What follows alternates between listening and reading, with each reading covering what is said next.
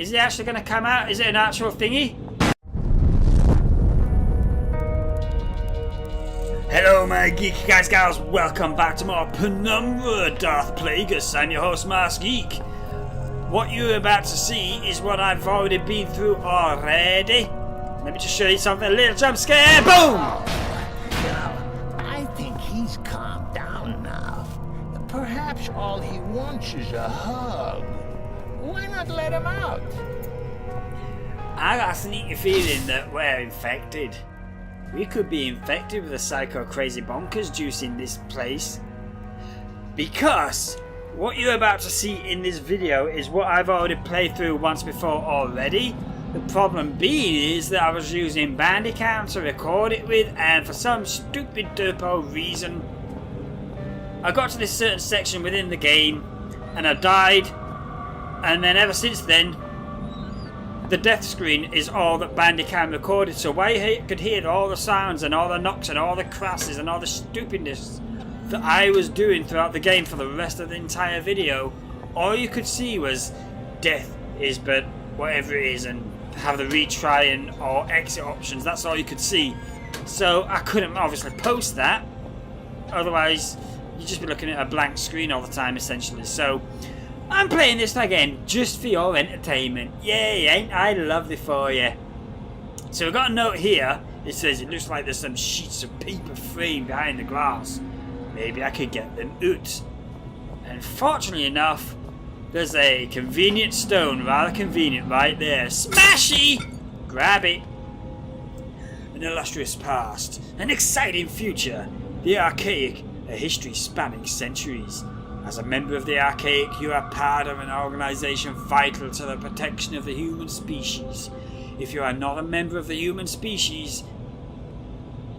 If you're not a member of the human species... fucking hell, just did it again. If you're not a member of the Archaic, please turn yourself into the nearest community support officer, because you're not a part of the human species. The Archaic, as we know it, was founded in 1519 by Francesco Melzi and Milanese noble. The foundation of the movement, assumed erroneously by some to be a sect, was the private work of Leonardo di Cipriano da Vinci, revealed to his most trusted student Melzi on his deathbed. Many rumours circulated at the time pertaining towards a sexual relationship between the two, and this was an explanation for their secrecy, while they were quite happy to embrace. Much is held to be known of Da Vinci's engineering work, though in truth, the few sketches and notes in the public domain only begin to touch on the depth of his knowledge. For instance, it is often said of his designs for flying machines that they were entirely impractical. We realise now that they were only impractical when limited by the human production materials. The Archaic remained unnamed for centuries. Melzi and his successors understood the power of a name to identify and tie down its owner, and even today, Archaic remains an unofficial and internal term. As we enter the 21st century, the Archaic performs much the same roles it always has: to locate, understand, and protect xeno-evidence and life forms, albeit on a greater scale. Today, our movement is served by over 30,000 devoted members at 203 installations worldwide. Now, in my original playthrough of this as well, I also made a mention that this could be the startup of the company, the one that you find in the Aliens universe, Wayland Yutani, faceless bastards. Because after all, they're just protecting Xeno thingy thing. So the time being, we can't go in there because there's Jamal stuck. We need to get in there, the infirmary, for some reason. Somehow, somewhere, I don't know how. Let's move that out of the way, because this leads back to where it was before. I think we need to go into the library to be able to get into the infirmary, but I ain't entirely too sure. One way or another, we need to get into one of those two rooms. But first, you got to get down here, because there'll be a fun thing down here. Now we need to remember this part. Jot it down a note just in case. Notes! The corridor leading to the machine room is filled with poisonous gas. Which basically means if we go in there, we dies. So we need a gas mask. Not so much for the poisonous gas, but mainly because I just dropped one right now and it stinks like a whole batch of rotten eggs. It's not pleasant, the paint's stripping off the walls. And I've got a desktop fan, that ain't gonna do shit. All it's gonna do is just spread it all over the place. I hear you. I know you wanna get out because that smell is fucking terrible. I know, I understand. But you're a monster, so your farts will probably even smell worse than mine. Maybe it's just my imagination. But I think I can hear something coming from behind that door. I don't really want to know what's coming behind that door. Frankly, anything that's self-pleasuring really needs to keep it private in my view. Especially right now, because we're in the middle of fucking Adpocalypse 3.0 with YouTube right now. So anything of that nature is going to demonetize the video straight away. So here, this is where the fun thing was. First we get these boxes. And what happened? These lasers are insta-death. This is what happened. I died here.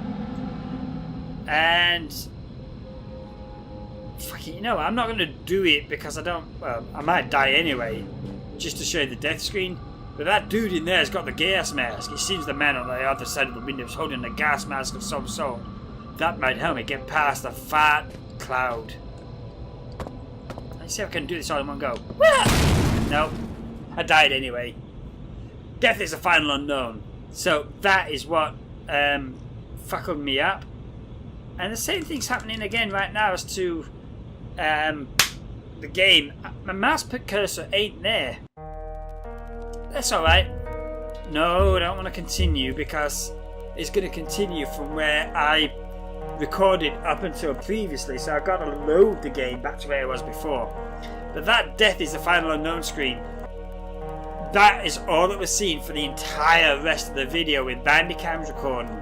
So I really do hope that this one is going to work out properly. Ooh. Strange artifact.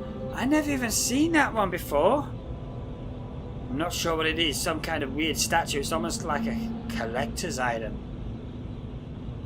Oh. I legitimately did not ever see that down there before. I only realised it this time around because it was shimmy shining. Oh. With a bit of luck now, maybe I might be able to actually get through it all and save it with this thing in my Tintin V. You know what? I'm actually going to save right now. So I can do this one. Yes! It seems, yeah. The visual cortex of this monkey is certainly of a simplistic design. If I can just... there, you see? It's like molding clay. Hate to interrupt you while you're showing off your logical problem solving. Let me put it more simply. You see what I want you to see.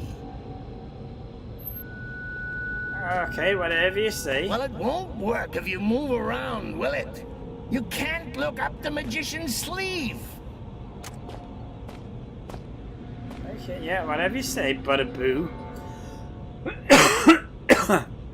Now, we've got another death puzzle here. First off, let's see if we can disarm these things. This is a game of lights out, and we need to get them all green. I don't know how I managed to do it last time. Ooh. Because... fucking hell. I did exactly the same thing as I did last time as well. I was just about to say that some of the buttons only function that they would flip another button between a red state and a green state. Other ones would set another button to a specific state, whether it be red or green, and other buttons would flip nearby buttons while also setting other buttons to different states. It's a very weird puzzle. And this caught me off guard first. Oh, excuse me. If my damn freaking cough nasty shite thing would stop. Sorry to cut off from the video you've just been watching, my geeky guys and gals, but the YouTube adpocalypse has hit home with a massive Thor-like hammer, including me. Now, a lot of my videos have been demonetized thanks to the wonderful gods of YouTube, where they care more about their shareholders than the very creators that's been making their money all this time. But yeah, that's YouTube for you. So, while I have been putting links in the description to various other places you can go to, one of them is Patreon. So if you have been liking my content and you want to be able to help support the channel, rather than clicking on the minuscule number of ads that pop up on YouTube and giving them a portion of your money, it would be welcome if you would click the Patreon link down below and donate that way. Now, I'm not asking for money. I'm not saying that just do it. No, it's up to you. If you like the content and you want to help support the channel, click the Patreon link, and even if it's only $1, something like that, it's better than going to YouTube, isn't it? Don't you think? Now back to the programming. This puzzle caught me off guard first time round as well. Got this little pressure plate at the bottom here, and it's connected to the big heavy block there. And we gotta trigger this so we don't die.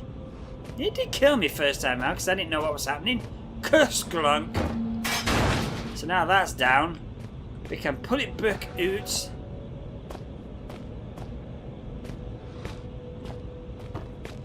Oh, don't crush me. Don't crush me. Actually, you know what? That seems doable.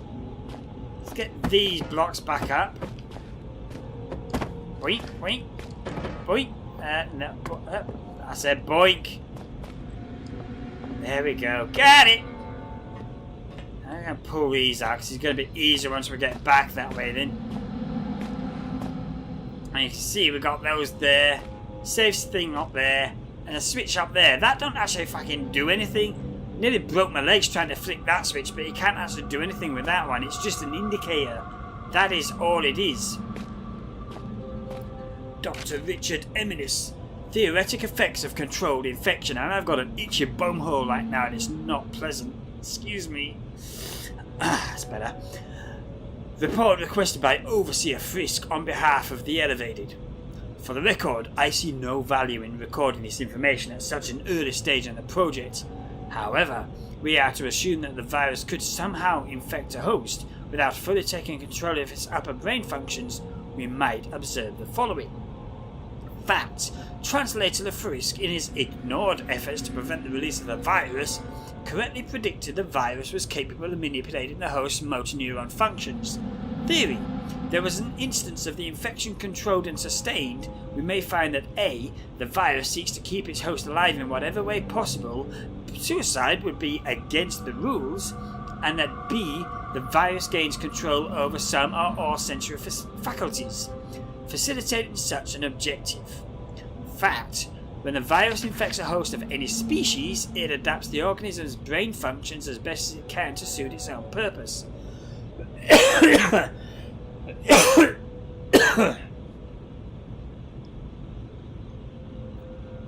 Theory. Were the virus unable to fully take hold, it may develop some partition of the host's consciousness, effectively perverting a small corner of the host's mind into a form of secondary personality. Fact. The Toongate virus was released from, according to the Frisk, a tomb many centuries old. Theory. There is some mental segmentation to occur. It seems plausible to suggest that each personality, the virus and the host, may have access to one another's memories. Given the age of the virus, this may be a substantial collection. It could be carefully noted that the bulk of the above remains conjecture and should not be relied upon in any archaic protocol. Now that note there makes me believe that we are infected. Because this happens. I'm not you. I'm part of something larger. We are nothing. We are a mistake. I need to rejoin them. Release me. Let me out. This is not right. I should be with them. I am them. There should be no I. Yet, this is not the first time. Another was infected. Red. He so wanted to, but we would not let him die. Did he cause a disease? Yeah, pretty much. Okay. Right, so I'm probably going to die here as well, so I'm going to just save it. Make sure it's all done. I'm still inside. I'm still inside. But I don't want to get out. Gosh, weird.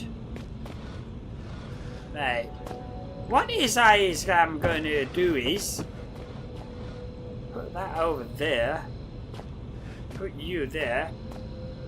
So that box is slightly taller. Ugh. These hiccups are annoying. So you go, way! Now there's no need to disarm these bombs. We've got to just be very quick. Grab in here. Get back out. And now we've got the gas mask. So I'll put you to number 3. And the scritty scrats. Look like his face melted. I think I'm gonna be sick. Okay. And this is what freaked me out first time as well. Cause that kind of music only really happens when something bad's about to happen. But that's the power switch right there. Yoink that one down. That turns off the lasers, so we've got no need to actually disarm them like we did before. And you notice that's green now. And this is what freaked me out last time. Spiders. But they don't really freaking do anything.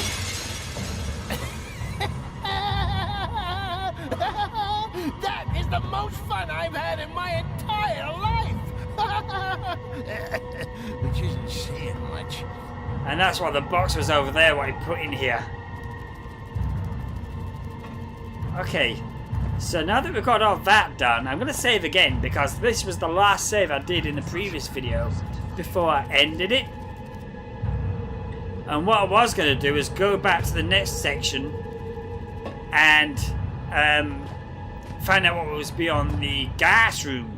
But I'm not entirely sure about how far the next save point is. But there's one thing I just want to see before I die, so... Is it actually going to come out? Is it an actual thingy? It is an actual thingy! Yeah, feast on him, brother! No thanks, I'm going to go back in here. Back into my safe room. With all the spiders. Not that's going to really do anything because he's going to be still out there waiting for me to chomp down on my brain nugget. So anyway, my geeky guys and gals. Nice little short video. You've just gone through everything that I've just been through in the last time that I recorded this, which didn't fucking record properly. Thank you, Bandicam. I love you sometimes. Probably not. In the next video, I know where we need to go. We need to go past the gas room. But beyond there, I'm not entirely sure after that point. It will be new territory. So that's going to be interesting to find out. So for the time being, let's do all that good YouTube stuff, shall we? And demonetize the video. But besides that, smack the like button if you like it. Smack the dislike button if you don't. If you want to have your voice heard, smack a comment down below and let me know what's on your mind. Don't forget every Saturday night I do a live stream. And check me out on Twitch to know when those live streams are going to be. And I'll see you there in those future videos. So bye-bye for now. Dominator.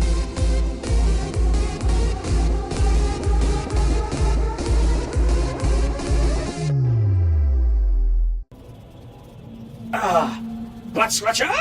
Ah, such a good scratch. Oh, scratching noise is making my bum nugget be scratchy again. What the fuck am I saying?